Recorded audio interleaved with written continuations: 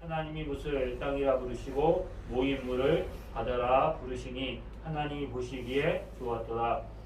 하나님이 이르시되 땅은 풀과 씨 맺는 채소와 각기 종류대로 씨 가진 열매 맺는 나무를 내라 하신 그대로 되어 땅이 풀과 각기 종류대로 씨 맺는 채소와 각기 종류대로 씨 가진 열매 맺는 나무를 내니 하나님이 보시기에 좋았더라.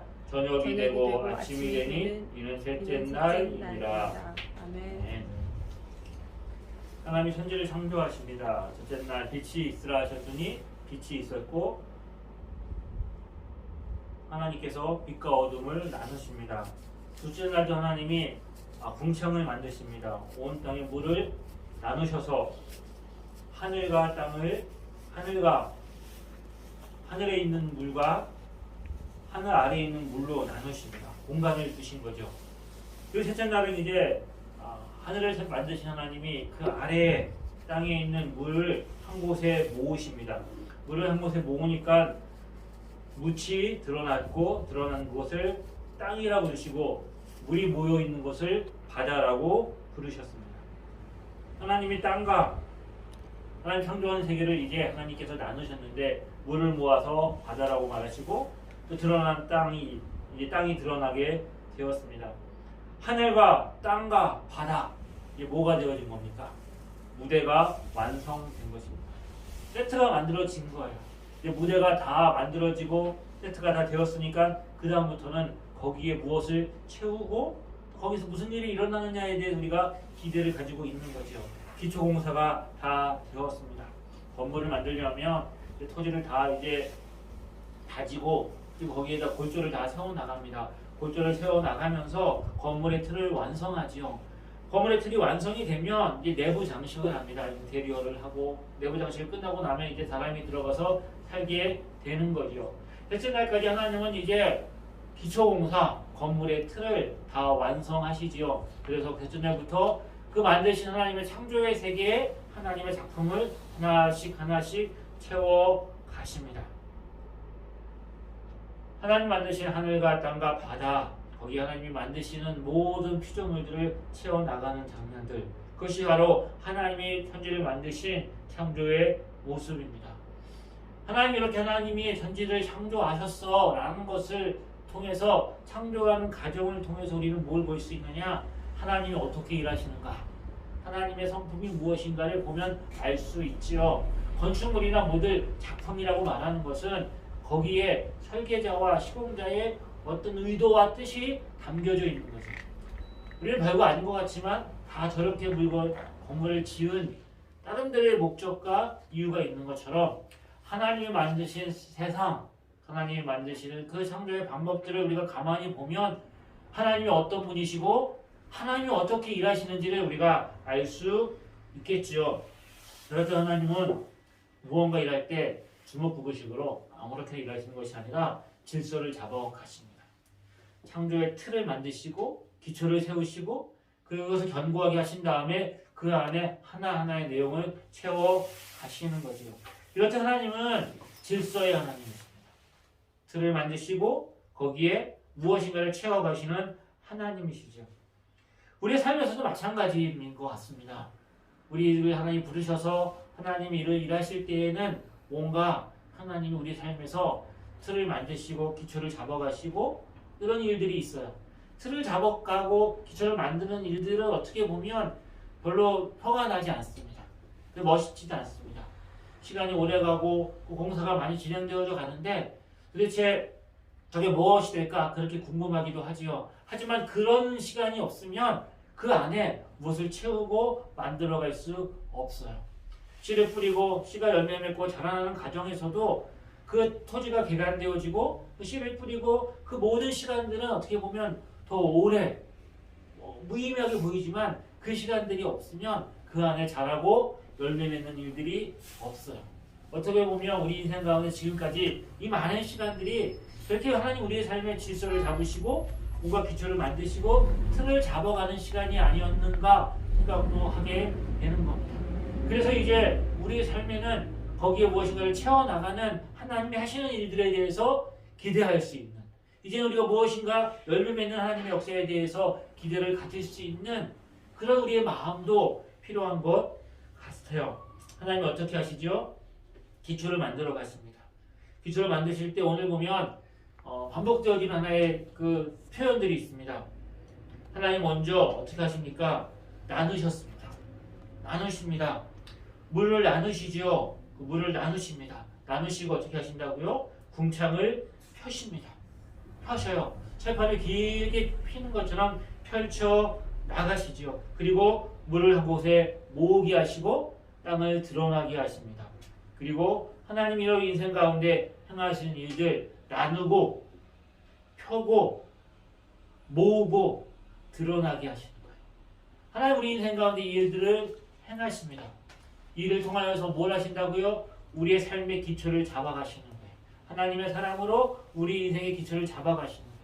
이 가정이 어떻게 보면 우리의 평생 동안에 하나님이 하시는 그 가정일 수 있을 것 같아요. 하나님 먼저 나누시지요. 빛과 어둠을 나누시고 하늘과 땅을 나누셨습니다. 하나님이 먼저 우리 인생 가운데 우리의 기초를 잡아가실 때 먼저 하는 일들은 나누십니다. 하나님의 것과 세상의 것을 나누십니다. 우리에게 나누기를 원하십니다. 우리가 세상에 속한 사람이 아니라 하나님께 속한 사람이라는 정체성을 가지고 분명하게 나누게 하시는 거예요. 이 시간도 우리 하나님 앞에 나와서 시간을 나누어서 하나님께 드려서 하나님을 예배하는 사람으로 우리의 정체성을 드러내시는 거죠. 하나님 우리가 먼저 이제 나누는 것들을 요구하십니다. 끊임없이 이 갈등들이 있는 거예요. 하나님의 것과 세상의 것들. 어떻게 보면 이것들이 막 뒤집어 섞여 있는 거예요. 그래서 마치 내 욕심과 세상의 것을 하나님의 것처럼 포장할 수도 있어요. 그래서 그것을 우리가 포장하고 그것을 추구할 수 있는데 나중에 보면 하나님이 그것을 나누게 하세요. 포기하게 하십니다. 그건 네 거 아니야. 그 세상의 것이야. 그거 하나님이 원하시는 게 아닌 거야 라는 것들을 우리의 삶에서 드러내시는 거죠. 그래서 하나님의 백성의 삶의 기초적인 틀을 잡아 가셔요. 그래서 세상의 것이 아니라 하나님을 믿고 하나님을 의지하고 신뢰할 수 있도록 우리의 삶을 하나님이 분명하게 나누시는 일을 하시죠. 그리고 난 다음에 하나님이 어떻게 하셨습니까? 궁창을 펴셨습니다. 자, 하나님 나누시고 난 다음에 하나님이 만드신 세상 안에 하나님의 자신의 알만한 것들을 펼치시고 보이시는 것이죠. 하나님이 만드신 세상 안에 하나님이 어떤 분인지를 알게 하세요. 또한 하나님은 영원도부터 가지고 계신 하나님의 뜻과 하나님의 계획을 펼쳐 보이십니다. 구별되어진 하나님의 백성들 가운데 하나님 찾아오셔서 그의 인생을 향한 하나님의 계획과 꿈과 하나님의 마음을 보여주세요. 하나님의 알만한 것들을 세상에 보였을 뿐만 아니라 하나님께서 오셔서 우리의 마음을 두드려서 하나님을 알게 하시는 일들을 하십니다. 하나님의 계획을 펼쳐가고 그 마음의 소원이 우리 안에 있을 때에 그것을 우리는 비전이라고 부르기도 하죠. 하나님이 기뻐하시는 일들을 우리가 행하기 위해서 우리 인생 가운데 하나님을 알게 하시는 일들을 하십니다. 그리고 하나님 어떻게 하십니까? 천하의 물을 한 곳에 모으십니다. 모으셔서 그 물로 하여금 경계를 정해 놓으십니다. 때로는 쓰나미가 오기도 하고 태풍이 불면 이 바다의 경계선이 넘어서 무트로 넘어와 가지고 삶을 위협하기도 하지요. 지구온난화가 되어가지고 점점 북극의 빙하가 녹아서 저 남태평양에 있는 섬들의 나라들이 점점 침수되는 일도 있다고 합니다. 하지만 우리 인생이 안전하게 유지될 수 있는 것은 그 선을 지켜놓은 거예요. 안전선을 지켜놓으니까 그 선 안에 있을 때에 안전 안에 있을 때 사람이 어떻게 해요? 정상적으로 행동할 수가 있는 거예요. 근데 그 선이 무너지고 나면 뚝이 무너지듯이 그 선이 무너지고 나면 사람들은 이상 행동을 하게 된다는 거예요. 그것이 우리가 가지고 있는 모습인 거죠. 하나님께서 우리 인생 가운데 한계를 정해 놓으셔서 그 정해 놓으신 한계를 통하여서 우리 인생을 보호하십니다. 그 선 안에서 우리를 지키시고 인도하시고 함께 하십니다. 그래서 세상에 어떤 풍파와 세상에 어떤 문제들이 있다고 할지라도 하나님이 안전하게 지켜주시는 그 보호 안에 있을 때에 우리의 삶에 안정감이 있는 거예요. 내 안정감과 평안함이 있는 거죠.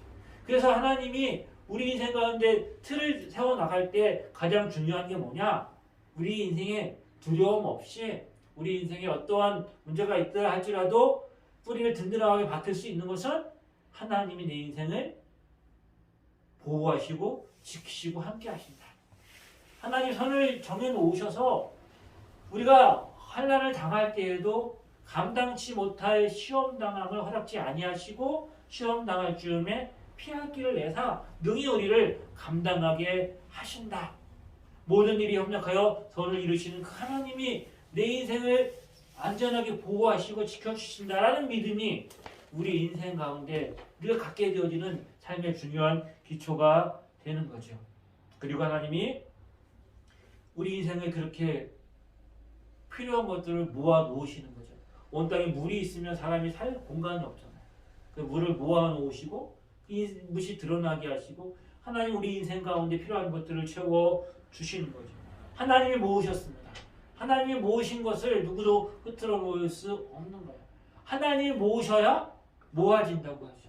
인생에 아무리 모으고 아무리 쌓고 아무리 지키려고 하더라도 하나님 무너뜨리면 한순간에 무너지는 것처럼 우리 인생의 기초가 하나님께 있다.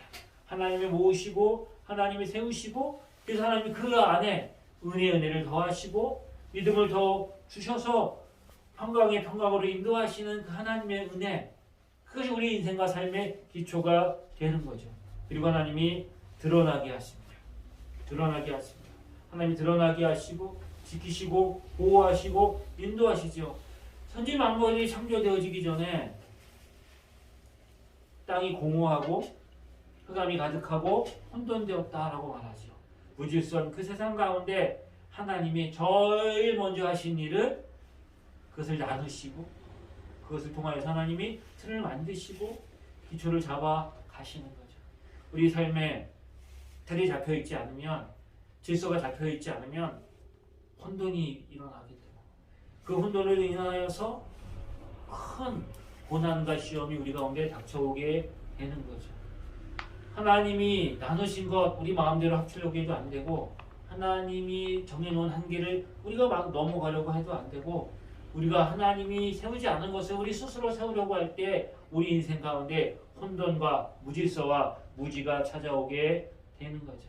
그래서 삶의 이 틀, 기초를 잡아가는 게 너무나 중요한 거예요. 어렸을 때부터 신앙생활 처음 할 때부터 이 틀과 기초가 바로 세워져야지 우리의 인격과 신앙이 온전하게 하나님 기뻐하시는 삶의 모습으로 드러날 수 있는데 이 틀이 없으면 기초가 없으면 질서가 잡혀있지 않으면 무질서하게 되고 혼돈이 일어나고 정말 우리가 상상할 수 없는 어처구니 없는 그 참사들이 우리 인생 가운데도 일어나게 되어 있습니다.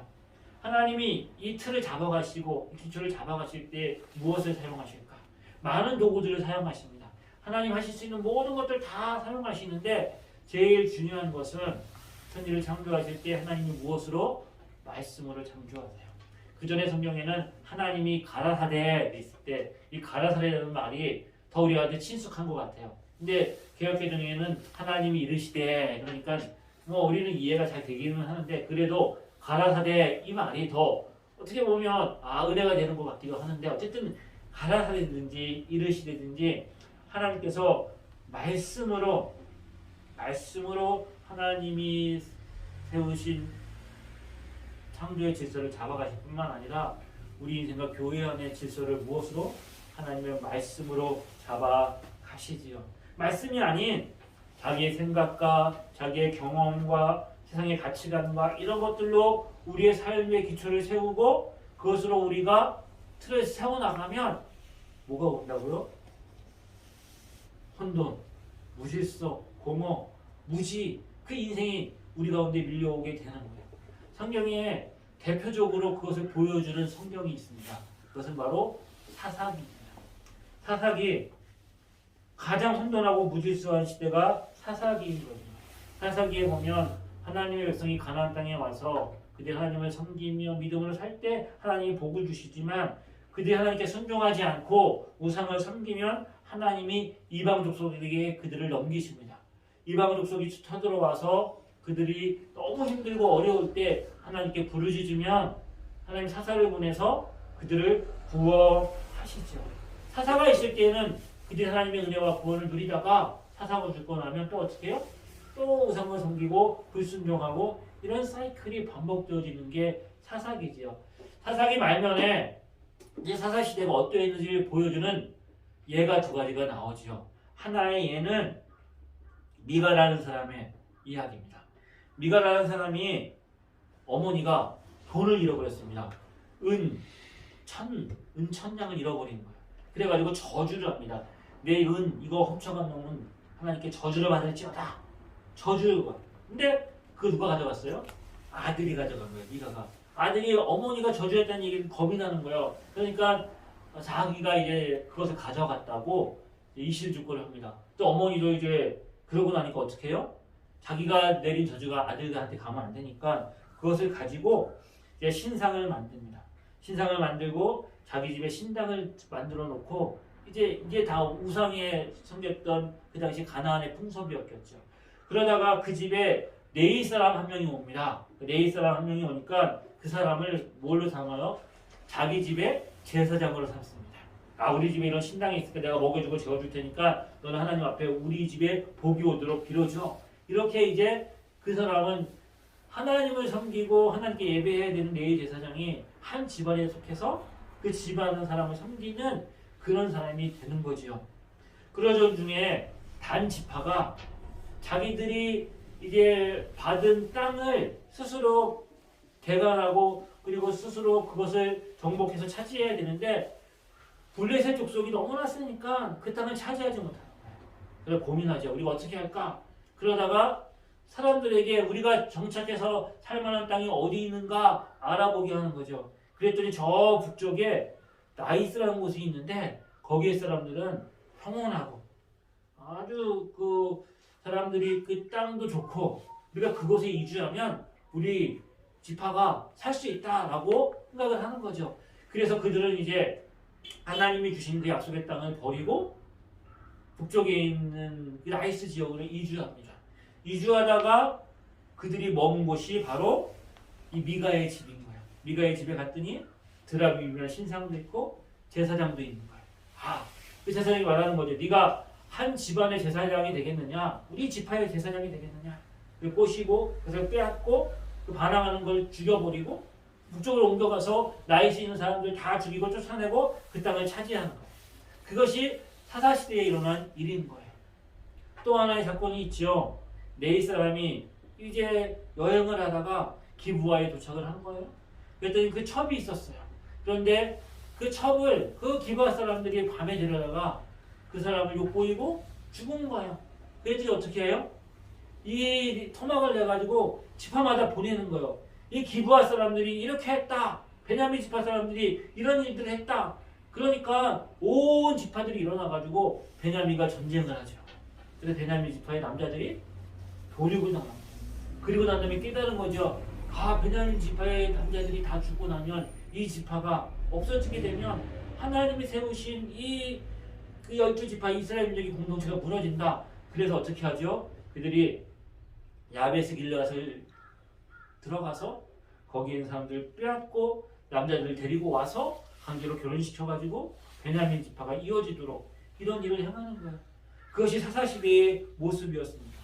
그 사사시대의 모습을 사사기는 이렇게 표현하지요. 이스라엘에 왕이 없으므로 사람이 각기 자기의 소견에 옳은 대로 행하였더라. 틀이 없고 질서가 없고 기초가 없으니까 어떻게 한다고요? 자기 소견에 옳은 대로 행하는 거예요. 무질서인 거죠. 혼돈인 거죠. 자기 소견에 옳은 대로. 왜요? 왕이 없으니까. 사사기 이어지는 사무엘서에 보면 이제 엘리 제사장이 등장하는 거죠. 사사기 말기인 거죠. 사사기 말기에 엘리 제사장이 이제 사무엘을 선지자로 자기가 이제 키울 때에 성경은 이렇게 말하죠. 이 사무엘이 엘리 앞에서 여호와를 섬길 때에 여호와의 말씀이 희귀해가지고 이상이 흔히 보이지 않았더라. 하나님의 말씀이 희귀해서 이상이 보이지 않았다. 왕이 없으므로 자기 소견에 옳은 대로 행하였다. 하나님의 말씀 들리지 않으면 그것이 내 삶의 기초와 틀과 내 인격을 형성하지 않으면 나는 무엇에 따라 행동하고 말하고 살아갈까? 내 중심으로 제약된 내 본성에 따라 세상의 가치관과 세상의 유행에 따라 흘러가는 인생들 그렇게 된다는 거죠. 이렇게 하나님이 세우셨을 때 엘리의 사람 때 블레셋과 전쟁이 일어납니다. 전쟁에서 그들이 불리하고 패하게 되자 그들이 결정이 내린 게 뭐예요? 하나님의 법궤를 가지고 오자. 하나님의 법궤가 오면 우리가 이길 수 있을 거야. 하나님의 법궤는 하나님의 말씀이고 하나님의 임재의 상징이잖아. 그래서 전쟁에 나갔을 때 어떻게 되죠? 블레셋에게 법궤도 빼앗기고 그 제사장의 아들도 죽고 엘리 제사장도 죽고 이스라엘 백성들이 가장 큰 위기를 만나게 되는 거죠. 그에 세워진 사울 왕도 하나님 말씀에 순종하지 않습니다. 그 사울 왕은 다윗을 시기하고 미워하고 질투하고 그렇게 살다가 블레셋의 죽임을 당하게 되죠. 그리고 세워진 다윗 왕 때 되어서야 다윗이 어떻게 하지요? 어떤 고난과 어려움과 어떤 시험이 있다 할지라도 하나님의 말씀을 중심에 두고 그 말씀으로 자신의 인격과 삶의 기초를 삼는 거죠. 하나님의 말씀 안에서 넘어야 될 선을 넘지 않습니다. 2번이나 사울을 죽일 기회가 있었음에도 불구하고 하나님의 기름 부은 자를 내가 해할 수 없다. 그 선을 넘지 않는 거죠. 최대한으로 그 선을 넘지 않고 그 선을 지켜가면서 하나님 기뻐하신 뜻이 무엇인지를 찾는 거죠. 그가 실수하고 넘어질 때도 있었습니다. 하지만 그가 실수하고 넘어질 때마다 하나님의 선지자의 말을 듣고 그 삶을 조정하고 그 삶을 하나님 앞에 바로 세우는 거죠. 이렇듯 우리 인생 가운데 삶의 기초와 틀과 질서 필요하지요. 무엇으로? 하나님의 말씀으로 우리 안에 찾아오게 하시는 만드시는 그 일들을 보게 하시지요. 이제 묻이 땅이 났습니다. 땅이 드러나고 난 다음에 이제 하나님이 거기에 씨를 뿌리십니다. 씨를 뿌리세요. 씨를 뿌려가지고 자라게 하시지요. 하나님께서 땅은 풀과 씨 맺는 채소와 그 종류대로 씨가 진 열매 맺는 나무를 내라 하시고 하나님이 씨를 뿌리고 그 씨가 뿌려진 씨앗들이 자라나서 열매 맺고 풍성한 그 하나님이 세우신 그 창조의 모습이 되어집니다. 하나님 뭘 강조하시느냐? 씨를 강조하십니다. 씨. 풀과 씨 맺는 채소, 씨 맺는 씨가지 열매 맺는 나무를 내라. 씨를 뿌리게 하시는 거죠. 씨. 씨를 뿌리는 것. 이 씨가 있다는 것이 얼마나 우리의 삶을 풍성하고 우리가 세워진 세상들을 충만하게 만듭니까? 옛날 우리 나라에는 목화가 없었잖아요. 목화가 없어가지고 중국에서 이 목화 좀 주면 되겠는데 안 주잖아요. 그러니까 어떻게 했어요? 우리 문희준 선생님이 목화 씨앗을 이 부통에 숨겨가지고 가지고 와서 이 목화를 심어가지고 우리나라도 이제 목화를 통해서 따뜻하게 지낼 수 있게 됐다는 거죠. 그 씨가 뭔데? 그 씨 몇 안에 생명이 있는 거고 그 씨가 심겨지고 열매 맺으면 풍성해지는 거죠. 그래도 이 농사 짓는 사람들도 아무리 겨울에 배고프고 버리기가 있다고 하더라도 씨는 안 버린다잖아요. 종자 씨는 꼭 왜 이것이 있어야 내년에 씨를 뿌리고 농사 지을 수 있으니까. 작은 씨, 그 씨앗 하나가 온 땅을 풍성하게 만든다는 거예요. 또 하나 뭐냐면 옛날에 그 아랍 쪽에 커피 나무가 있었는데 거기도 이제 보호를 한 거예요. 커피가 기해야 그게 비싸게 팔 수 있으니까. 그런데 이제 그것도 어떻게 해요? 그 씨를 가지고 와가지고 심어가지고 그 씨가 전 세계에 퍼져가지고 온 나라가 이제 커피로 그냥 그렇게 되는 것처럼 씨의 생명이 있는 거죠. 하나님이 씨를 주셨어요. 씨. 이 씨가 심겨지고 열매 맺고 풍성해지면 우리의 삶에 놀라운 은혜가 우리 세상이 풍성해지는 것처럼 우리의 삶에도 틀이 있고 기초가 있고 뭐가 질서가 다 있어도 뭐가 없으면 씨가 없으면 자라고 열매 맺지가 않는 거예요. 씨가 있어요. 하나님이 씨를 주셨어요. 이 씨, 근데 예수님이 자신을 뭐에 비유하셨어요? 씨에 비유하셨어요. 씨에. 진실로 진실로 너희에게 이르노니 한 알의 밀알이 땅에 떨어져 죽지 아니하면 한 알 그대로 있고 죽으면 많은 열매를 맺느니라. 내가 씨여왔다. 씨. 내가 씨다. 하나님이 개간하고 하나님이 만드신 이 밭에 심겨진 씨로 왔다. 이 씨가 심겨지면 자라고 열매 맺고 풍성해질 것이다. 100배, 60배, 30배 풍성한 열매가 맺는 것들을 하나님 우리 가운데 내가 그 일을 하러 왔다 주님 말씀하셨어요. 뭐로 오셨다고요? 시로 오셨어요. 하나님의 미라클이 예수님 십자가에 죽으심으로, 십자가에 죽으시고 부활하심으로, 그가 부활의 첫 열매가 되심으로 많은 열매가 맺어지게 되어지는, 풍성한 열매가 맺어지게 되어지는 그 씨앗으로 주님이 이 땅에 오셨죠. 그리고 그 은혜로 말미암아 우리가 예수 믿고 구원받아 하나님의 자녀가 되었습니다. 우리 인생 가운데 주님이 씨로 오셨어요. 그래서 우리 마음 곁에 뭐가 있으면 하나님의 말씀이 뿌려져서 그것이 씨앗이 우리 마음속에 있으면 그것이 어디에서든지 열매를 맺어요. 어디에서든지 자라고 풍성해지는 거예요. 그래서 단 하나의 말씀이라도, 한 말씀이라도 은혜 받은 내 말씀이 있다면 그 말씀을 품고 그 말씀이 우리 안에서 자라나고 열매 맺을 수 있도록 힘을 주는 거예요. 그래서 우리의 말씀이 우리 안에 들어가는 것이 너무나 귀한 것이죠. 하나님 우리 삶에 풍성하고 충만한 열매를 맺기 위해서 우리의 묵은 땅을 기억하시고 그것에 씨를 뿌려서 자라게 하십니다. 나누게 하시고 펼치시고 모으고 드러나게 하신 하나님의 역사가 우리 가운데 있고, 그거 가정을 통하여서 하나님이 말씀을 주셔서 그 말씀이 자라서 믿음이 되고 믿음이 소망이 되고 그 소망 가운데 하나님의 사랑이 부어짐으로 인하여서 우리는 하나님의 사랑으로 이 땅을 하나님의 영광 가운데 살 수 있는 놀라운 은혜와 하나님의 역사들이 나타날 것을 믿습니다. 아멘. 우리가 기도해야 될 것, 하나님 지금까지 하나님 우리를 다루셨습니다. 이렇게도 저렇게도 막 굴리기도 하시고 뺑뺑이도 눌리시고 넘어지기도 하시고 삶의 그 절망의 순간, 내가 왜 살아서 뭐하냐, 사는 게 무슨 의미가 있느냐, 그런 절망의 순간에 우리를 몰아넣기도 하시고 이렇게 막 하셔서 우리의 삶을 어떻게 보면 기초를 잡으신 거예요.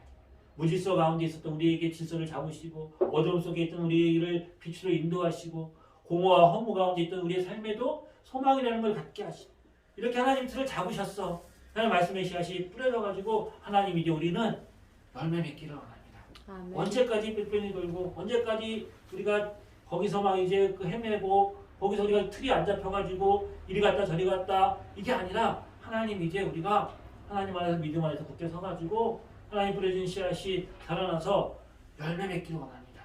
열매 맺기를 원합니다. 100배, 60배, 30배 열매 맺는 인생. 이제 벌써 11월 첫 주예요. 12월 이제 2022년도 얼마 남지 않았는데 하나님 올해도 잘 우리가 이제 끝이다 생각하지 않고 올해도 이 마무리 열매 맺는 인생으로 마무리하게 해주시고 내년에도 더 풍성한 열매가 맺는 삶으로 우리가 살아갈 수 있도록 이렇게 하나님 우리 가운데 역사하시고 믿음을 달라고 우리 함께 기도하기를 원합니다. 아멘. 하나님이 그렇게 안 할 거면 우리를 지금까지 붙들고 인도하지 않으셨을 거예요. 우리 루아 형제도 참 내가 그 의사한테 전화 받았을 때 절망하고 낙심할 때가 있었어요. 우리 집사님한테 전화해가지고 기도해달라고 부탁도 하고 막 그랬어요. 물론 의사들이 하는 이야기가 막 그 좀 최고로 안 좋은 상황을 만들어가지고 미리 대비하게 만드는 것도 있겠지만 하여튼 그랬어요. 하지만 하나님께서 이렇게 회복되어지고 이런 모습으로 이렇게 살려두시고 연장하시고 우리가 정상적인 삶을 살 수 있도록 하신 데에는 이유가 있는 거잖아요. 그죠? 아멘. 얼마나 꽃다운 인생들이 어처구니 없이 세상을 떠났습니까? 누가 그런 일을 예상을 했겠어요? 걸어가다가. 그런데 하나님 우리 가운데서는 우리도 그렇게 굴러갈 수 있는 때와 시간들이 얼마나 많았겠어요. 그럼에도 불구하고 우리에게 하나님이 이렇게 생명을 주셨고 우리의 삶을 살게 하신다는 것은 뭔가 이유가 있겠죠. 뭔가 하나님 우리 가운데 하시고 열매 맺으려고 하시는 은혜가 있겠죠. 아멘. 그것들을 우리가 바라보고 우리 인생들을 소망 가운데 승리하는 은혜가 있기를 주의 이름으로 축원합니다. 아멘. 참 좋으신 하나님 아버지 늘 감사합니다. 우리 안에 안타까운 일들과 그것들을 경험하면서 하나님 다시 한번 우리의 삶을 돌아보게 합니다. 우리에 주어진 시간들이 얼마나 소중하고 우리에게 주어진 기회가 얼마나 정말 값진 것인지를 알게 하여 주시고 우리 삶이 더 풍성하고 열림 있는 인생으로 걸어갈 수 있도록 도와주시기를 원합니다. 아멘. 하나님 도와주시옵소서. 인도하여 주시옵소서. 우리 가운데 하나님 되심을 보게 하시고 우리의 삶을 통해서 하나님이 드러나는 역사가 있게 하여 주옵소서. 아멘. 감사드리고 예수님의 이름으로 기도드립니다. 아멘.